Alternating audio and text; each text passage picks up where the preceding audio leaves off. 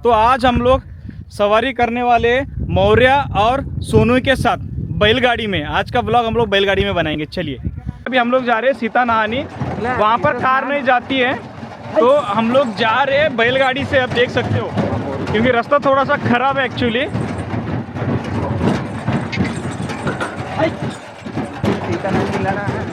नीचे झुको, नीचे झुको, नीचे झुको, नीचे झुक जाओ।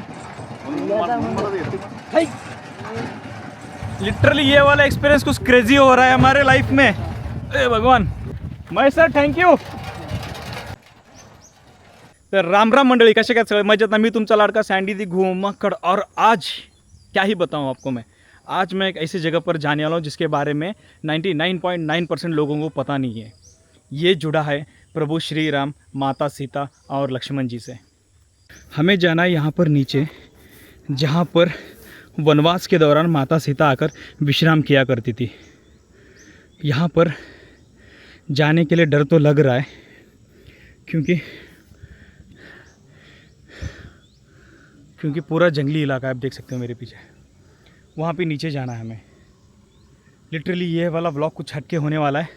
और मैंने ये भी सुना है कि वहाँ पर एक महाराज तपस्या करते हैं सालों से, तो उनसे भी बात करते हैं और जानते हैं इसके बारे में। मतलब क्या सच में माता सीता वनवास के दौरान यहाँ पर आकर विश्राम किया करते थे और यहाँ पर उनके नहाने की व्यवस्था थी। ओह, क्या ही लोकेशन है भाई, वाओ।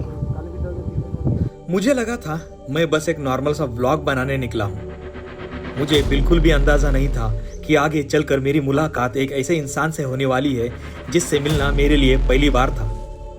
मुझे लगा था यहाँ एक छोटा सा मंदिर रहेगा या सीता माता की कोई नहानी रहेगी, लेकिन जो मैंने देखा वो मेरी सोच से बिल्कुल अलग था। ये कोई आम महाराज नहीं थे, यानी ये कोई आम साधु नहीं थे। ये नागा साधु थे, यानी एक अघोरी थे। और सबसे खास बात, मैं पहली बार किसी अघोरी से बात करने वाला था। जो भी उस अघोरी ने कहा वो मेरी सोच से भी परे था। मेरी तो क्या, आपके सोच से भी परे था। इतना घना जंगल और एक अघोरी यहाँ पर कितने ही महीनों से तपस्या करते हुए बैठा था, लेकिन उनकी बातें नॉर्मल बिल्कुल नहीं थी। आखिर उन्होंने ऐसा क्या कहा? वीडियो एंड तक जरूर देखना, मिस मत करना। ओहो, हाँ। तो ये है सीता नहानी, जहाँ पर माता सीता नहाती थी। ये जंगल के बीचों बीच है और यहाँ का पानी आपको मैं दिखाता हूँ कहाँ से आ रहा है भाई। ये आप देख सकते हो, पानी यहाँ से आ रहा है। पानी यहाँ पर आप देख सकते हो, सी यहाँ से पानी वहाँ पे फ्लो हो रहा है। और ये देख सकते हो आप पानी जो कि ज़मीन से निकल रहा है, पीने में बहुत अच्छा है। और माता सीता यहाँ पर नहाती थी। भाई कुछ ज़्यादा ही डरावना लोकेशन है भाई ये। वाओ वाओ, क्या खूबसूरत नज़ारा है भाई साहब, वाओ। और देखिए, इतने घने जंगल के बीच आने के बाद, सीता नहानी के दर्शन करने के बाद मेरी बात उनसे आखिरकार हो ही गई। जो भी उस अघोरी ने कहा वो मेरी सोच से भी परे था। मेरी तो क्या, आपके सोच से भी परे था। लिटरली सच्ची बता रहा हूँ मैं, मुझे बहुत डर लग रहा है क्योंकि यहाँ पे आसपास कोई नहीं और पूरे जंगल के बीचों बीच खड़ा हूँ मैं अभी। महाराज नमस्कार। यहाँ पर सीता नहानी है तो कहाँ पर है महाराज? और नीचे पेड़ के पास एक। अच्छा, वो पेड़ के पास, वहीं पे सीता माता नहाते थे क्या? आप इतने जंगल में रहते कैसे हो? मैं तो मतलब यहाँ आने से क्या हमें डर लग रहा था। ये जंगल कहाँ है? इसमें जंगल नहीं है, ये तो छोटा मोटा कुछ है। मोर जंगल बहुत ये डेंजरस है आने के लिए। ये जंगल ही नहीं है, ये सब प्लांटेशन है। प्लांटेशन। महाराज आप कब से वीडियो हो यहाँ वीडियो पर? कर सकते हैं ना महाराज? कर लो। हाँ वही, महाराज आप एक कब बार से हो यहाँ परीक्षण। पर? अभी 2 महीना हो गए। 2 महीने से यहाँ पे हो, मतलब यहाँ पे कुछ तपस्या करते हो महाराज आप? थोड़ा बहुत। मतलब 2 महीने से यहीं पे हो, मतलब कहीं जाते नहीं हो? कहाँ से हो महाराज प्रॉपर आप? हिमाचल से। हिमाचल से आए हो। सीता माता यहाँ पे कितने दिन तक थी? जब वाल्मीकि के साथ जो थी ना, जब ये बच्चों का जन्म सब हुआ, अच्छा। वो सब वक्त यहाँ पे गुजरा है, बताते हैं। तो मैं अभी वहाँ पर जाके अमृत कुंड में, तो वहाँ पे जैसे प्रभु श्री राम ने बाण मारकर पानी निकाला था, वो सच है? लक्ष्मण ने यहाँ पे पानी निकाला है। अच्छा, मतलब प्रभु श्री राम ने नहीं, उन्होंने भी लक्ष्मण ने। किया होगा बहुत सारे जगहों पे। वो जब भी पानी की जरूरत पड़ता है तो वो हाँ। उनके पास वो कैपेसिटी था तो करते थे। क्योंकि अभी मैंने 3 से 4 प्लेसेस कवर किए जहाँ पर प्रभु श्री राम ने बाण मारकर चमत्कार किया है, वहाँ पे पानी निकाला। जैसे कि चमत्कार की बात नहीं है, उस वक्त वो सब आम बात है। वो सब बड़े बड़े योद्धा थे, उनका पास वो शस्त्र अस्त्र था, अच्छा, उनके लिए वो एक कॉमन बात थी उस वक्त। उस वक्त कॉमन बात थी। मतलब अब आजकल के ज़माने में तो वो नहीं पॉसिबल नहीं, तो उसे हम चमत्कार ही कहेंगे ना आजकल महाराज। के जमाने में भी जिसको पॉसिबल है उससे पॉसिबल हो सकता है, पर होता है। है मतलब यहाँ पर लक्ष्मण जी ने बाण मारा था, आप कह रहे हो। और आप यहाँ पे 2 महीने से हो, आप खाना वो सब यहीं पे बनाकर खाते हो। तो महाराज आप मुझे बता सकते हैं आप यहाँ पे क्यों आए हो? मतलब आपकी क्या? देखो, हम विरक्त लोग हैं। हम्म, हम संसार के बीच में नहीं रहते, अच्छा, संसार से बाहर रहते हैं। तो हम ऐसे ही स्थान पे रहते हैं जहाँ पे जैसे जंगल हो, नहीं तो शमशान हो, नहीं तो मंदिर हो, ऐसे जगह पे रहते हैं। महाराज आपको डर नहीं लगता? क्योंकि मैं वहाँ से यहाँ तक आया तो मुझे डर लग रहा था एक्चुअली। आप क्योंकि अभी देखिए ना, अभी शाम के 5-6 बज रहे, तो अभी डर लग रहा था। रात के 11-1 बजे क्या हालत होगी अगर मैं यहाँ पे रहूंगा तो लिटरली मैं तो डर के मारे मर जाऊंगा। अभी क्या कहें, डर। देखो, ये सब मनुष्य को तुम जैसे समझते हो, मनुष्य में बहुत कुछ है, जैसे तुम समझते हो वैसे नहीं है जी। तुम लोग एक मानुषिक प्रज्ञा में होते हो। तुम्हारा कॉन्शियस एक सोसाइटी ओरिएंटेड एक प्रोग्रामिंग में होता है वो। जी महाराज। तो उसके बाहर काम करना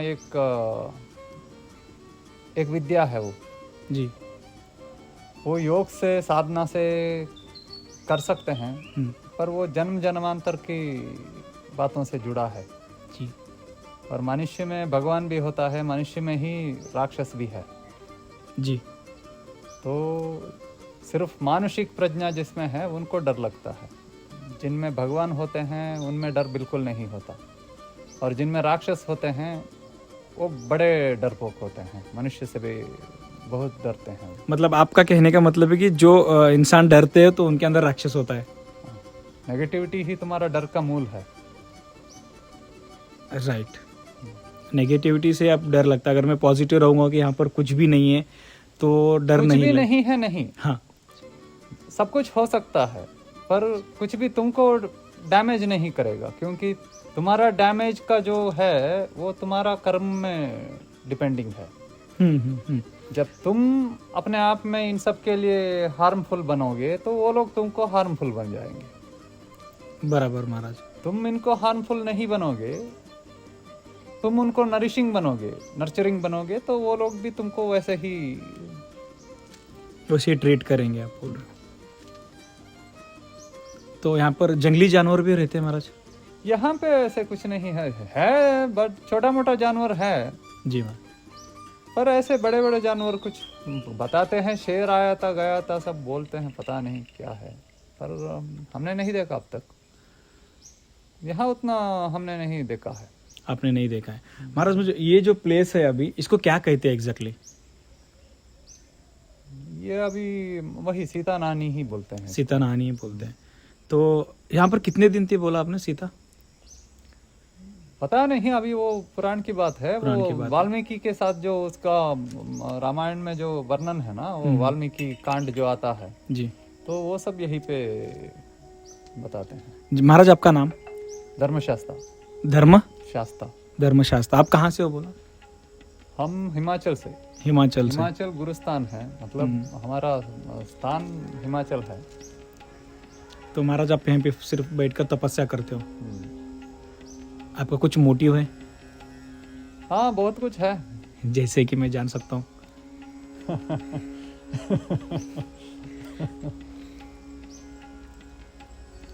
अभी उसको देखो, एक है वर्ल्ड यूनियन बनाना, दुनिया को यूनाइट करना, और दुनिया में ये कि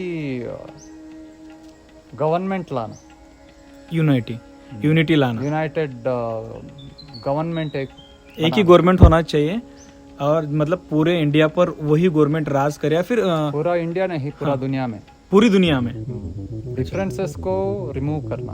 डिफरेंसेस को रिमूव करना, मतलब जैसे कास्ट होता है, अमीर गरीब होता है, कुछ भी हो, जैसे कि तुमको सोसाइटी में जो तुम्हारे लिए, तुम्हारा नॉलेज के लिए जो, मतलब इंसान की ग्रोथ दुनिया की ग्रोथ के कारण बनती है। और दुनिया जो प्लैनेट है, ये प्लैनेट सुपरवर्स के साथ जुड़ा हुआ है। इस प्लैनेट जो है वही सुपरवर्स है, तो उसका ही एक प्रोजेक्शन है सुपरवर्स। नहीं तो सुपरवर्स का एक क्या बताएंगे अभी इसको, उसका एक फोकल पॉइंट है ये दुनिया जी। ठीक है, तो यहाँ पे जो चलता है उसका डायरेक्ट इफेक्ट सुपरवर्स की सारे चीज़ों पे होता है जी। तो सुपरवर्स में सब कोई, जो कोई भी है वहाँ पे, वो सब लोग इस दुनिया को प्रॉपरली ऑर्गेनाइज्ड रखने के लिए बड़ा मेहनत करते हैं जी। तो अकॉर्डिंग वाइज इसको वही यहाँ पे ये जो डिफरेंसेस है वो बड़ा डिस्टर्बिंग है थोड़ा सुपरवर्स में। जी महाराज। तो इसको अभी ऑर्गेनाइज करना हमारी जिम्मेदारी है, इसीलिए हम यहाँ पे हैं। आप अकेले रहते हो यहाँ पे, और कोई रहता है? फिजिकली अकेले हैं, पर मेटाफिजिकली बहुत सारे लोग हैं। जैसे कि आप आत्मा वगैरह ऐसा कुछ बोल रहे हो, या? देवता भी बोल सकते हो, जी। हमारे गण, हमारे सेना भी बोल सकते हैं। तो महाराज जैसे कि आप बोल रहे हो कि चेंजेस लाना है, तो मतलब कितना टाइम जाएगा इस सब के लिए? अभी हो रहा है ना, ये सब उसी का रिजल्ट है। मतलब अभी जो चल रहा है दुनिया में, जो कुछ भी दिखने के लिए वो कैसे दिखता है, किसके लिए क्या समझ में आता है, वो अलग बात है, पर वो जो चल रहा है वो हम चला रहे हैं, उसको हमको पता है। हम बस दुनिया को वो दिखा नहीं सकते अभी, जी वक्त जब आएगा तब दिखता है सब कुछ। मतलब अभी जो कुछ यहाँ पे हो रहा है, जैसे कि भूकंप आया, या फिर जहाँ पर पानी ज़्यादा हो रहा है, बारिश ज़्यादा हो रही है, कुछ भी तो वो आप कर रहे हो, ऐसा आपका कहना है? हम कर रहे हैं नहीं, ये प्रकृति कर रही है। पर प्रकृति कर रही है। प्रकृति हमारी मोटिव के साथ काम कर रही है। अच्छा जी। तुम्हारा अभी जो वर्ल्ड में जो कुछ भी चल रहा है, अलग देशों के बीच में, अलग कम्युनिटीज के बीच में, ठीक है, तो इन सब चीज़ों के पीछे एक प्रॉपर मोटिव है। तो वो मोटिव हमारी है, हम ये बता रहे हैं। महाराज आपकी उम्र कितनी होगी? अभी 46। महाराज आप जिस तरह से बात कर रहे हो, मुझे लग रहा है कि आप एजुकेटेड हो, वेल एजुकेटेड हो। थोड़ा बहुत। जैसे कि आपकी पढ़ाई क्या हुई? इंजीनियरिंग किया।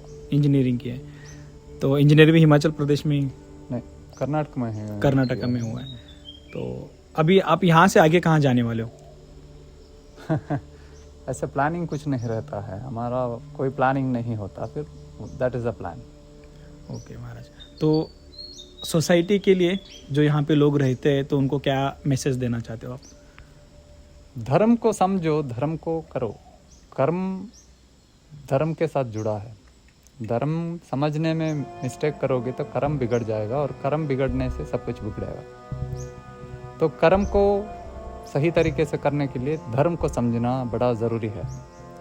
और धर्म को समझने के लिए तुमको सही कॉन्शियस, सही प्रज्ञा का ज़रूरत होती है, और वो प्रज्ञा तुम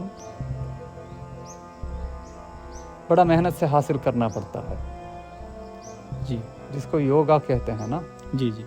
वो योगा प्रैक्टिस करने से तुम्हारा प्रज्ञा साफ होता है, जिससे तुमको सब कुछ क्लियर नज़र आना शुरू हो जाता है। जी जी। अभी जैसे कि आजकल की जनरेशन हमारा जो भटक चुकी है, तो उसके लिए कुछ उपाय या फिर कुछ मैसेज देना चाहता हूँ। देखो, ये भटकना तुम्हारी कई साल, कई युगों की, कई जन्मों की कर्मों की फल है। जी महाराज। ये अभी रिजल्ट दे रहा है। तुम अभी इस एंड मोमेंट में कुछ नहीं कर सकते। तुमको अगर कुछ करना है तो ये लॉन्ग टर्म है। जैसे कि तुमको अभी काम करना शुरू करोगे तो तुम्हारा 10 जन्म के बाद तुम्हारा कल्याण शुरू होगा। मतलब अब अगर इस पिछले जन्म के पाप है तो उसके कर्म अभी हम भोग रहे हैं, ऐसा आपका कहना है। लेकिन इस जन्म में तो हम लोगों ने कुछ नहीं किया, तो क्यों हमारे साथ ऐसा हो रहा है? किसने कहा तुमने कुछ नहीं किया? तुमने जो किया तुम उसको जानते नहीं हो। तुम ये जानते तक नहीं कि तुम क्या कर रहे हो। जी महाराज।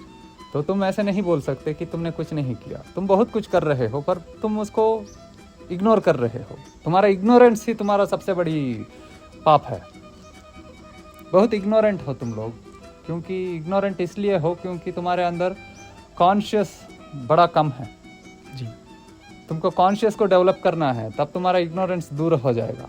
जब तक इग्नोरेंस तुम्हारे अंदर है, तुम पाप ही करोगे और कुछ नहीं कर सकते। एक लड़की को देखा तुम्हारा मन भटकेगा। जी। एक भोजन देखा, कुछ खाना पीना देख लिया, तुम्हारा मन भटकेगा। ठीक है। तो बहुत सारे चीज़ों से बहुत सारी चीज़ जुड़ा हुआ है। तुम्हारा एक कर्म को बिगाड़ना, एक कर्म को देखो, ट्रैक में से एक पहिया नीचे उतरेगा तो सारा गाड़ी उतर जाएगा। बराबर। तो ऐसा है, तुमको एक कर्म तुम्हारा ट्रैक से नीचे उतरेगा तो वो तुम्हारा बाकी सारे कर्मों को लेके उतरेगा। जैसे कि महाराज अभी मैं देखता हूँ, जैसे कि मेरे फ्रेंड्स है या फिर फैमिली मेंबर है, वो तो सब सही है, मतलब सब सही जॉब कर रहे हैं, सही माँ बाप की देखभाल कर रहे हैं, लेकिन फिर भी उनके साथ अच्छा नहीं होता है। देखो, सिर्फ पैसा बनाना या नहीं तो कोई बढ़िया कंपनी में नौकरी में लग जाना, वो सब कुछ नहीं है। जी। देखो, जो इंसान फिजिकली फिट है वो क्वालिफाई होता है एक रिच पर्सन कहलाने के लिए। जी। वो सेकंड रैंक में है। जी। जिसका spirit very high frequency, high power में है, वो टॉप होता है। जी। उसका कैरेक्टर सही होता है। जी। ठीक है। जिसका कैरेक्टर है, जिसका स्पिरिट सुप्रीम है, सुपर नेचुरल फ्रीक्वेंसी में जो ऑपरेट करता है, वो सबसे सुप्रीम होता है। उसके अंदर बीमारी नहीं होता, वो बड़ा सुपर फिट भी होता है, उसमें सुप्रीम एबिलिटीज भी होता है। जी। दुनिया में वैसे लोग सबसे रिच और सबसे पावरफुल है। चाहे वो भिखारी के जैसे, हमारे जैसे अभी जो खड़े हैं ना, ऐसे खड़े हो, फर्क नहीं पड़ता, पर वो सबसे रिच होते हैं। दूसरा नंबर पे आता है जो फिजिकली फिट है, वो रिच होता है। थर्ड नंबर पे आएगा तुम्हारा financial security. Right. Financial security होने के बावजूद भी तुम खुश नहीं रह सकते, क्योंकि तुम्हारे कर्मों से जुड़ा है तुम्हारा हेल्थ, तुम्हारा वेल्थ, सब कुछ कर्मों से। अगर हम पाप करेंगे तो बिल्कुल, पाप बड़ा सूक्ष्म है। पाप पुण्य का नॉलेज बड़ा सूक्ष्म है। तुम चीज़ों को अपने हिसाब से तुम लेते हो, पर उसका प्रैक्टिकली उसका क्या इफेक्ट हो रहा है तुम्हारे कर्मों पे, तुम उसको समझना तुम्हारे लिए आसान बात नहीं है। इसीलिए पहले ज़माने के जो लोग थे, वो लोग अपने कॉन्शियस उसके ऊपर नहीं भरोसा करते थे। जी। वो लोग कोई बढ़िया सा सदगुरु के ऊपर भरोसा करते थे और उनके मार्ग में चलते थे। जी। वो इसलिए था क्योंकि वो जो ज़माने में, जो उस वक्त में जो चल रहा है, उसको प्रॉपरली मैनिफेस्ट करने के लिए, मतलब उसको प्रॉपरली उसको क्या बोलते हैं, प्रोसेस करने के लिए उनके पास उसका इंटेलिजेंस नहीं होता था। उस समय की बात है। अभी आजकल भी जो है, आजकल भी तुम देखो, वही बात है। जो कॉन्शियस है वो फ्रीक्वेंसी के ऊपर डिपेंडेंट है। जी। तुम सिर्फ 4 किताब पढ़ने से तुम्हारा फ्रीक्वेंसी चेंज नहीं होता। राइट। तुम्हारा फ्रीक्वेंसी तब चेंज होता है जब तुम्हारा चक्रा अंदर से खुलता है, दरवाजा उसका खुलता है। जितना खुलता है उतना तुम हायर फ्रीक्वेंसी में जाते हो। जितना हायर फ्रीक्वेंसी में रहोगे, तुम्हारा कॉन्शियस उतना ज़्यादा प्रोसेसिंग करने की कैपेबल होगा। बराबर। ठीक है। जितना प्रोसेस कर सकते हो उतना तुम स्टेबल रहोगे। तो जैसे कि आपने महाराज बोला कि पहले के ज़माने में किसी महाराज से राय लेते थे और उसी के ट्रैक पर चलते थे। आजकल भी कुछ महाराज, आजकल भी कुछ साधु संत है जिनके बड़े बड़े प्रोग्राम होते हैं, तो वो भी उनको मतलब एक शिष्य ही होते हैं ना, महाराज की बात सुन के वो लोग। महाराज के मतलब जो जिनके बारे में हम बोल रहे हैं वो योगी हैं, महायोगी हैं। जी योगी। तुम जिसके बारे में बोल रहे हो वो लोग महाभोगी हैं।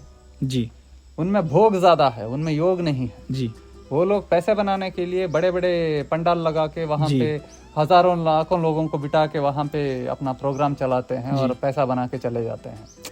ठीक है, उनमें कॉन्शियस नहीं होता। जी बैठ के किसी का लिखा हुआ कुछ कथा वाचन करके तुमको सुनाने के लिए कोई भी कर सकता है उसको।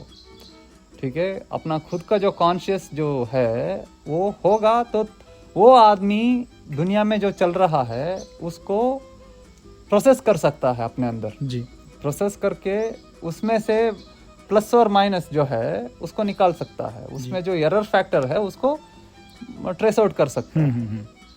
जिसमें कॉन्शियस नहीं होता, कॉन्शियस योग के बिना नहीं पॉसिबल है। तो आजकल के जो लोग हैं जैसे कि हजारों संघों में जाके उनका भाषण सुनते हैं, जो भी कहते हैं उनको फॉलो करते हैं, तो इनके बारे में क्या कहना चाहते हो? देखो, अच्छा है पुराणों को सुनना, तुम्हारे शास्त्रों को सुनना, ये सब बातें अच्छी बात है। ये लोग जो बातें करते हैं ना, ये सब बड़ा वैल्यूबल बातें हैं। तुमको ये ऐसे वैसे कई जगह से नहीं मिलता। इन लोगों ने उसके ऊपर पढ़ने के लिए बड़ा काम किया है। और वो जो लोग बोलते हैं वो अपना नहीं है, वो उनका नहीं है, बराबर। वो सब शास्त्रों से निकाल के बोल रहे हैं। तुमको वो सीख लेना चाहिए। जी ठीक है, पर तुमको अपने सिचुएशंस के ऊपर जो है उनसे राय लेना नहीं चाहिए। नहीं चाहिए। ठीक है, तुमको अपने सिचुएशंस के ऊपर जो राय लेना है तो कोई ऐसे योगी से मिलो जो उसके काबिल है। ठीक है, जिनमें वो कैपेसिटी होता है उनको पहचानना तुम्हारे लिए बड़ा जरूरी है। वही तो आजकल की जनरेशन नहीं समझ पा रही है कि किन्हें अपना गुरु माने। और कैसे मारे अभी कपड़ा देख के तुम किसी को गुरु नहीं मान सकते। जी, एक है इंसान कैसा है, उसका कपड़े से ही उसको पहचान लो, कोई फर्क नहीं पड़ता। देखो, बड़े बड़े ज्ञानी लोग ज्यादातर, बड़े बड़े सुप्रीम ज्ञानी जो होते हैं वो लोग ज्यादातर फटे कपड़े में ही होते हैं। जी ठीक है, वो तुमको ऐसे नजर आएंगे जैसे कि नहाया नहीं है, धोया नहीं है, बड़े गंदे आदमी है, कोई पागल है, ऐसे ही लगेगा। जी, बाल वाल नहीं बनाते, नहाया भी नहीं होगा, बदबू भी तुमको आता होगा। जी ठीक है, पर वो बड़े ज्ञानी होते हैं और बड़े पावरफुल भी होते हैं वो लोग। जी, बहुत सारे लोग ऐसे होते हैं और वो दुनिया को अपने पास आना नहीं चाहते हैं और वो दुनिया के पास जाते भी नहीं। ठीक है, वैसे लोग होते हैं बहुत सारे पावरफुल लोग। तो वो आजकल के जो साधु संत है, जो ये बड़े बड़े हैं जिन पे प्रोग्राम चलते हैं, तो वो कुछ चमत्कार भी करके दिखाते हैं, तो उनके बारे में क्या कहना चाहते हैं? चमत्कार तुम्हारे सामने करके दिखाने के लिए बताओ। अभी सामने ही करते हैं ना, लाइव चल रहा होता है तो कुछ चमत्कार करते हैं, किसी को वहां से बुलाते हैं। देखो, जो चमत्कारी आदमी होता है वो ये सर्कस नहीं करता। जी, तुम जो चमत्कार के बारे में बात करते हो वो चमत्कार तुमको सर्कस में भी मिलता है। जी, ठीक है, फर्क सिर्फ इतना है कि वो आदमी अपना अलग हैट पहना हुआ होता है, ब्लैक जादूगर। हाँ, वो जादूगर, वही जादूगर। इतना लंबा स्टिक भी पकड़ेगा और वो एक केज के अंदर कबूतर को लाएगा, पता नहीं फूल को निकाल के उसको क्या कुछ बनाएगा, अलग अलग चीजों को दिखाएगा। ठीक है, तुम्हारा जो जिस संतों के बारे में तुम बोलते हो वो लोग भी यही सर्कस करते हैं। हम इसको सर्कस बुलाते हैं।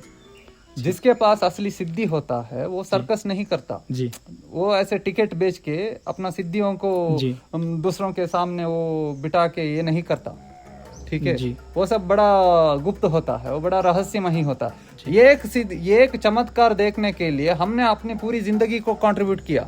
जी, एक इंजीनियर है हम। जी, ठीक है, हमारा पूरा इंजीनियरिंग के सर्टिफिकेट हमने कूड़े में फेंक के आ गए हम। जी, ठीक है, हमारा पूरा जिंदगी इसके पीछे लगाया है। जी, तब जाके हमको चमत्कार देखने को मिला। तुम कैसे सोच सकते हो कि तुमने 10 रुपए का टिकट लेके तुम आके बैठ के चमत्कार देख लोगे? हाँ, आपकी बात सही है। फिर तो आपकी शादी हो गई? नहीं, शादी वैसे तुम मेटाफिजिकली हो गया है ऐसे बोल सकते हैं। अच्छा, पर फिजिकली नहीं हुआ है। तो महाराज आप घर जाते हो आपके? हमारा घर ही है ये सब। नहीं, वैसे बहुत खूबसूरत है, लेकिन जिस समय बारिश होगी हम ऐसे जहाँ यहाँ पे पीछे आप ये जो गुफा टाइप है आपने बनाया है फिर पहले से ही है? नहीं, ये देखो इसका आधा जो है अभी 2 साल पहले किसी ने बनाया है। यहाँ पे एक साधु होते थे, जी जी वो मेटाफिजिकली हमारे लिए ही बनाया है, जी जी जी।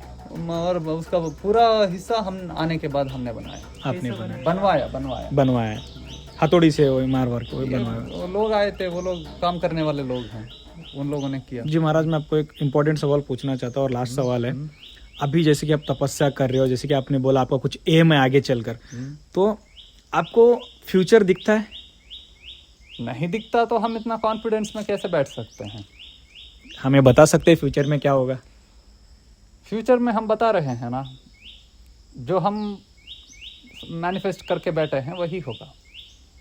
दुनिया यूनाइट हो जाएगा और सारा दुनिया में एक ही गवर्नमेंट चलेगा, और उस गवर्नमेंट में ज़्यादा हम क्या कहें अभी? मतलब तुम जो सोच ठीक लो है। कि तुम देखो सुनो, श्रीमन नारायण होंगे तुम्हारा राजा, जिनको तुम कल की अवतार कहते हो, जी, वही होंगे तुम्हारे राजा, पृथ्वी के राजा वही होंगे। पृथ्वी के राजा वही होंगे। हाँ, तो मतलब तो उनका अंडर चलेगा। Moral of the story Hindu ही होंगे। देखो ये हिंदू क्रिश्चियन ऐसे बात मत करो, जी ठीक है? क्योंकि तुम हिंदू हो तो तुम्हारा प्रथम कर्तव्य है कि तुम नॉन सेल्फिश रहो। जी, मतलब तुम्हारे दूसरे लिए नॉन सेल्फिश रहना सबसे इम्पोर्टेंट बात है। जी। दूसरे जो करते हैं उसको देख के तुम उनके मार्ग में मत चलो, जी तुम नॉन अनसेल्फिश रहो। बस तुम किसी को फोर्स मत करो, हम्म, ठीक है? हिंदू है क्रिश्चियन है ये मत बोलो। जी अगर तुम ऐसे बोलने के लिए शुरू कर दोगे तो तुम्हारे हम साथ जो अभी भगवान आके खड़े हैं वो तुम्हारे साथ से वापस चले चले वो दूर चले वो जाए। सही बात है। ठीक है, तो इसीलिए तुम नॉन सेल्फिश रहते हो, इसीलिए तुम हिंदू हो और तुम्हारे साथ भगवान है। जी ठीक जी, है, ये बाकी सही सब बात लोग है। बाकी सब लोग अपने अपने सेल्फिश इंटेंशन के साथ काम करते हैं। अपने ही कम्युनिटी को डेवलप करने के लिए उन लोगों ने अपना सेल्फिश एजेंडा सामने रखा है। सामने ठीक है, तो इसीलिए तुम्हारे साथ भगवान है और तुम्हारा सक्सेस वहीं पे है। वही पर है। तुम जीत इसीलिए रहे हो क्योंकि तुम नॉन सेल्फिश थे, तुमने जी। पूरा दुनिया को अपनाया। जी ठीक है, ये तुमने कभी नहीं सोचा कि किसने क्या किया और जी, किसने जी, क्या क्या डैमेज किया तुमको। ये कब तक रहेगा ऐसी? क्या ये अब जो बोल रहे हैं ना सर, अब 2030 तक ऑलमोस्ट सारा ब्रेकडाउन हो जाएगा और कंस्ट्रक्शन 2032 तक कंप्लीट हो जाएगा। सत्ययुग कब से स्टार्ट हो जाएगा? वही आपके हिसाब 32 से तुम प्रॉपरली ड्राइविंग। Right.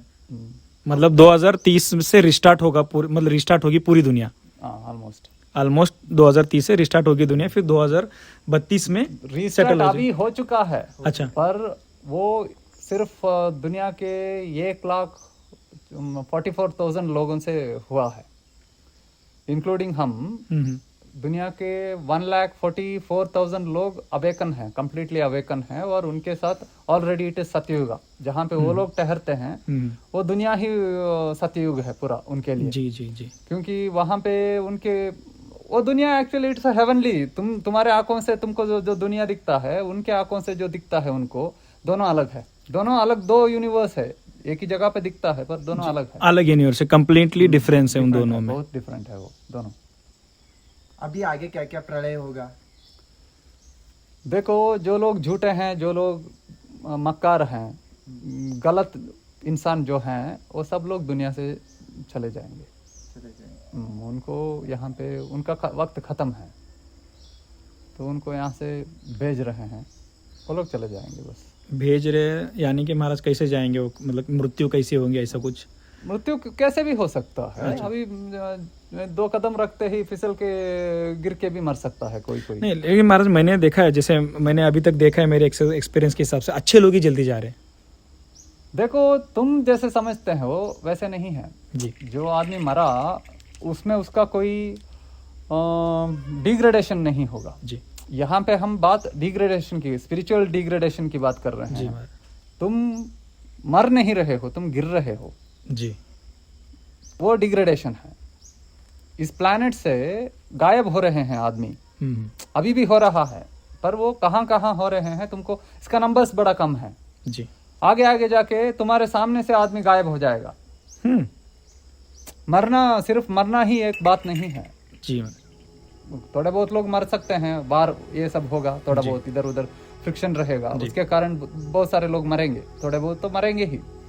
पर बहुत सारे लोगों को हम ऐसे ही, वो मेटाफिजिकल एक्शंस है जी जिसको तुम फिजिकली एक्सप्लेन करना हम ज़रूरी नहीं समझते और तुम उसको समझ भी नहीं सकते। जी पर उसका इफेक्ट ऐसे होता है जैसे कि तुम्हारे सामने से ही आदमी गायब हो जाएगा। जी, जी। और तुमको तुम्हारे, अगर तुम हमारे साथ हो जी तो तुमको अपनी दुनिया में ऐसे दिखेगा, तुम्हारे घर के आजू बाजू में बहुत सारे दुकान सब बंद बंद दिखेगा और रास्ते में सब बड़ा कम आदमी नजर आने लग जाएंगे और दिन ब दिन लोग बड़े कम कम नजर आते जाएंगे। हाँ, तो ऐसे सब सिचुएशंस तुमको देखने के लिए मिलेगा।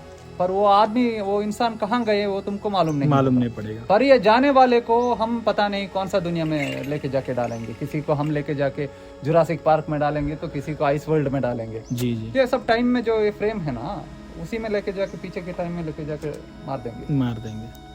तो नीचे नीचे तक पूरा है, डेल्टा बोलते हैं जिसको, डेल्टा मैकेनिज्म हम बोलते हैं। उसमें कई करोड़ों पाताल पड़ा है। उसमें जो थोड़ा स्टैंडर्ड पाताल है जो जिसका नाम तुम जानते हो जी, वो ऑलमोस्ट 18 पाताल कुछ है नीचे का जी। वहाँ पे तुमको पाताल लोक जो बोल रहे हो। हाँ, वहाँ पे तुमको थोड़ा स्टैंडर्ड है, मतलब वहाँ पे हमारा शासन चलता है। जी जी जी और उसके नीचे जो है वहाँ पे हमारा शासन नहीं है, वहाँ पे इन्हीं लोगों का शासन है, जैसे मुसलमानों का और ये सब गंदगी जो है इन सब लोगों का ही शासन है वहाँ पे। तो वो उनका अकॉर्डिंग रहेगा वहाँ की जिंदगी। जी तो तुम वहाँ पे जस्टिस एक्सपेक्ट नहीं कर सकते। जस्टिस तुमको सिर्फ हमारे ही शासन के अंडर मिलेगा। जी जी, दूसरे जगह पे तुमको नहीं मिलेगा। नहीं मिलेगा। महाराज, अभी जो मैं कर रहा हूँ, अभी मैं व्लॉगिंग कर रहा हूँ, मेरा मोटिव क्या है, जैसे कि अभी अपने भारत में बोलिए, अपने वर्ल्ड में बोलिए, बहुत सारे ऐसे मंदिर हैं जहाँ पे भक्त लोग जाते हैं, दर्शन करके वापस आ जाते हैं, लेकिन उनको ये पता नहीं होता कि उसके पीछे की स्टोरी क्या है, कि क्या सच में वहाँ पे भगवान आए थे तो क्यों आए थे। तो मैं ये एक्सप्लोर कर रहा हूँ, ये लोगों को दिखा रहा हूँ। तो इज इट गुड, मैं अच्छा कर रहा हूँ या फिर? देखो, भगवान के नाम से तुम कुछ भी करो जी, सब अच्छा ही होता है। सब अच्छा होता है। नारायण के नाम से, राम के नाम से तुम कुछ भी कर दो, वो सब अच्छा ही होता है, उसमें बुराई कुछ नहीं मिलेगा तुमको। और आजकल के ज़माने में प्रैक्टिकल होना कितना ज़रूरी है? देखो, प्रैक्टिकल होने की भी एक डिग्री है जी, मतलब तुम अपना कॉन्शियस के बाउंड्री में खड़े होके सोचते हो तो वो तुम्हारे लिए प्रैक्टिकल है। जी, हम अपने कॉन्शियस के बाउंड्री में जो बाउंडलेस है जी, वहां पे खड़े होके जब हम सोचते हैं वो हमारे लिए प्रैक्टिकल है। जी, हम जो कर रहे हैं वो हमारी प्रैक्टिकल है, तुम जो कर रहे हो तुम्हारी प्रैक्टिकल है। जी, और तुम्हारे लिए हमारी प्रैक्टिकल कोई वैल्यू नहीं रखता, क्योंकि तुमको उसका कोई एस्टिमेशन तुम में नहीं है, जी, तुम उसको समझ नहीं सकते। जी, और हम तुम्हारा सारा कैलकुलेशन समझ सकते हैं, इसीलिए हमको तुम्हारी इन सब चीज़ों के ऊपर कोई वैल्यू नहीं है। तो हमारा जैसे कि आजकल 40 के बाद लोग बीमार पड़ने लगते हैं, उनको चलना नहीं आता, नी पेन एंड ऑल, तो वो फिजिकल फिट कैसे रहे वो लोग? देखो, फिजिकल फिटनेस के लिए तुमको स्पिरिचुअली फिट रहना बड़ा ज़रूरी है। स्पिरिचुअल फिटनेस के लिए मेंटल फिटनेस, मतलब मेंटल जो तुम्हारा साइकोलॉजी है उसको करेक्ट करना बड़ा ज़रूरी है। उसको करेक्ट नहीं किए बिना तुम, देखो, संस्कार एक बात होती है। तुमको पहले ज़माने में जब लोग बोलते थे ऐसे मत सोचो, ऐसे मत करो, ऐसे मत जाओ, ऐसे मत आओ, इन सब चीज़ों के पीछे संस्कार नाम की एक बड़ा प्रोग्रामिंग था। जी, जी, वैसे जीने से तुम्हारा वो मैकेनिज्म कंप्लीट एक प्रॉपर वर्किंग कंडीशन में रहता था। जी, ठीक है, वो अपने आप में वो सारा काम कर लेती थी। जी, अभी जो है तुम लोग इन सारे चीज़ों को टुकरा के फेंक दिया, जला के बहा दिया तुम। मतलब किसी का सुनते नहीं, हम अपने मन की करते अपने हैं। मन के तुम करते जाते हो। और इसके कारण क्या होगा, वहां पे देखो, ये सिर्फ फिजिकल बॉडी जो है सिर्फ उसको कंसिडर करके तुम काम करते हो। वहां पे एक मेटाफिजिकल बड़ा एनर्जी वहां पे काम कर रही है। वो यूनिवर्स और तुम्हारे एनर्जी के साथ बड़ा केमिस्ट्री चलता है। जी, तुम इसको समझे बिना तुम सिर्फ फिजिकल एक्शंस लेते जाते हो और उसके रिजल्ट क्या निकलता है, तुमको तुम्हारा जो साइकोलॉजिकल वो जो एक ऑपरेटिंग सिस्टम है, जी वो ऑपरेटिंग सिस्टम वहाँ पे कम्प्लीटली चेंज हो रहा है, वो आल्टर हो रहा है। वो ऑपरेटिंग सिस्टम ऐसा है कि वो तुम कर्म करते करते वो अपने आप में वो डेवलप होता है। जी वो या तो डिग्रेड होता है या तो वो अपग्रेड होते जाएगा। जी ठीक है, तुम लोगों ने अपने कर्मों से उसको ऐसे बना दिया है कि वो कंप्लीट डिग्रेड हो रहा है। जी ठीक है, सिर्फ जाके बॉडी बिल्ड करने से तुम्हारा नहीं बनेगा। नहीं बनेंगे, राइट। ठीक है, वहाँ पे तुम्हारा साइकोलॉजी जो है वो प्रॉपरली फंक्शनिंग रहना है। वो जब फंक्शनिंग प्रॉपरली करेगा तब तुम्हारा बॉडी प्रॉपरली फंक्शन करता है, नहीं तो बॉडी कंप्लीट जी महाराज, ब्रेक डाउन होगा। हमारे लिए कुछ मैसेज देना चाहते हो आप? जो कर रहे हो उस पर फोकस करो। फोकस करने के लिए अपने माइंड को पहले साफ करो, योगा प्रैक्टिस करो।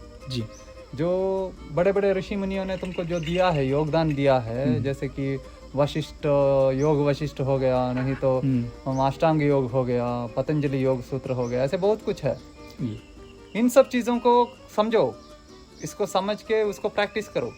किसी भी ये रूट को चूज करो और उसी पे काम करो। ये सारे चीज़ों को पढ़ना बंद करो। जी नॉलेज को कम अक्वायर करो और जितना कम अक्वायर किया है उस नॉलेज के ऊपर ज़्यादा काम करो। जितना कम कंज्यूम करोगे, मतलब जितना कम तुम अपने लिए लेते हो उससे ज़्यादा तुम कंज्यूम कर सकते हो।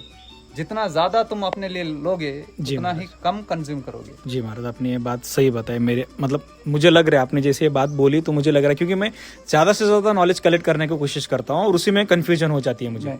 देखो, अपना कॉन्शियस को साफ करो। नॉलेज कम अक्यूमुलेट करने से तुमको कोई फायदा नहीं होगा। तुमको अपना कॉन्शियस को कैसे साफ करना है वो सीखना है। कॉन्शियस को, फालतू नॉलेज को दूर करके ही कॉन्शियस को साफ किया जाता है। इसीलिए ऑलवेज एक समझ लेना कि जो नॉलेज तुम अक्वायर करते हो तुम्हारे लिए बॉन्डेज बन सकता है। तो इसीलिए सिर्फ उन चीज़ों को सीखा करो जो तुम्हारे लिए उतना ज़रूरी है। जो चीज़ें तुमको ज़रूरत नहीं है उन सब चीज़ों को सीखने की बिल्कुल कोशिश मत करो। दुनिया में बहुत सारी चीज़ें हैं जिसको सब सीखने की तुमको ज़रूरत नहीं है। तुमको क्या करना है, अपने कॉन्शियस को डेवलप करना है। कॉन्शियस जब तुम्हारे अंदर फालतू का नॉलेज नहीं होता तब कॉन्शियस डेवलप होता है। जब तक तुम्हारे अंदर फालतू का नॉलेज होता है वो तुमको अनएजुकेट करता है। आजकल की एजुकेशन सिस्टम ही तुमको अनएजुकेट करने की सबसे बड़ी टूल है। जी जी जी, ठीक है। 18 साल से आप तपस्या कर रहे हो महाराज? तपस्या मतलब देखो, तुम इसको तपस्या बुलाते हो, हम इसको रेस्टिंग बुलाते हैं। एक रिलैक्स्ड लाइफ, बस हम उतना ही कंसिडर करते हैं। महाराज, आपको कौन से साधु बोलकर बुलाते हैं लोग? देखो, हम बेसिकली हम अगोरी ही हैं, ठीक है, पर हमारा दीक्षा संस्कार जो है वो नागा फैमिली से हुआ है जी, पर हमारे प्रैक्टिस अगोरी ही है जी। और महाराज, अभी जो सीता माता थी तो यहीं पे रहते थे राइट? उस समय पे यहीं पे आके उन्होंने विश्राम किया था। यहाँ पे मतलब इसी गुफा में होते थे। गुफा अंदर बड़ी है, अंदर गुफा है। अभी इसको खोद के बड़ा बनाया है, पर वो वहाँ पे नहीं होते थे, वो ऊपर गुफा में होते थे। ऊपर होते थे। ऊपर जा सकते हैं हम लोग अभी? नहीं, अभी उसमें वो स्टेयरकेस वगैरह उतना ठीक नहीं है। अच्छा, इसलिए उसको बंद करके रखा। ठीक है महाराज, धन्यवाद। और आप इसी क्या बोलते हैं उसको, कपड़ों में, इसी कपड़ों में रहते आप, इसी वस्त्र में रहते हो आप?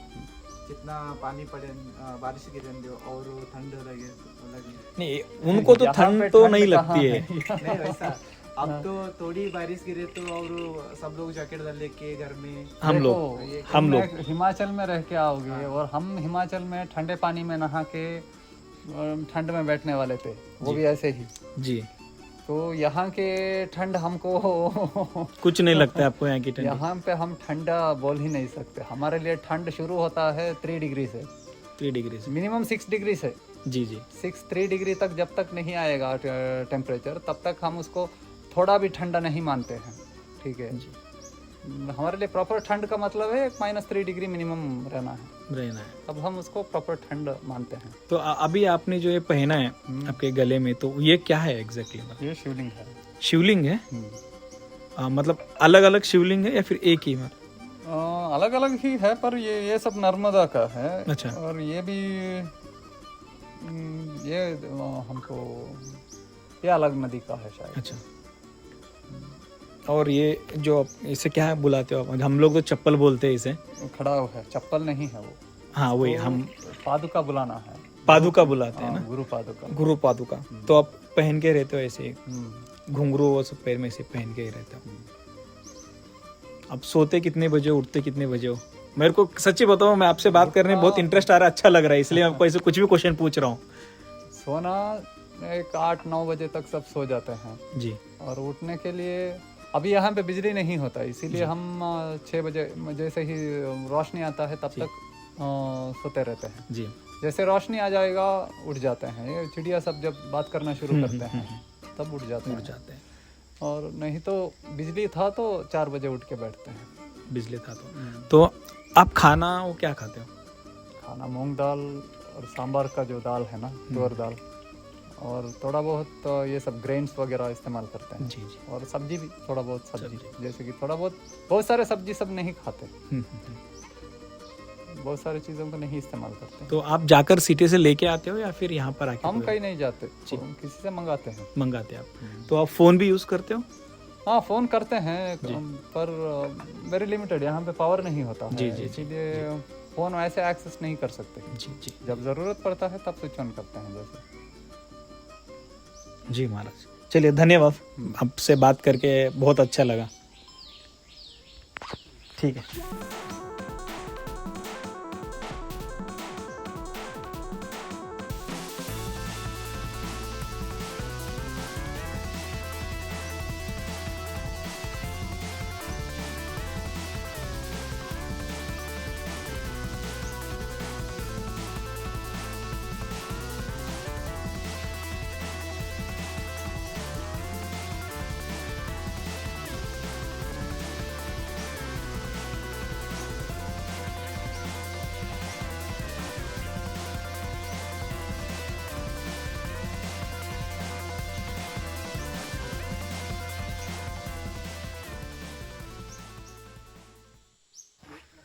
अभी मैं जिस जगह पर हूँ वो जंगल के बीचों बीच है, और यहाँ पर माता सीता विश्राम किया करती थी, और उनका नहाने का प्लेस यही था। यहाँ पर आकर मैं कुछ ऐसा देखूँगा ये मैंने कभी सोचा भी नहीं था। आप मेरे पीछे देख सकते हो, पूरी झाड़ियाँ हैं, सी पूरी झाड़ियाँ हैं, ये पूरी झाड़ियाँ हैं, पूरा जंगल इलाका है पूरा ये। तो इस महाराज ने मेरी आंखें खोल दी। जो कुछ हमें पता नहीं था उन सब का ज्ञान उन्होंने दे दिया। अगर आपको इस महाराज की सभी बातें अच्छी लगी हो तो कमेंट में ज़रूर बताना, और शेयर करना मत भूलना, और चैनल को सब्सक्राइब कर लो। आपको ऐसे ही और भी इंटरेस्टिंग बातें देखने के लिए मिल जाएगी। इसके लिए थोड़ा सा ट्रैक करना पड़ता है क्योंकि पूरा जंगली इलाका है। तो मिलते हैं अगले व्लॉग में। राम राम मंडली।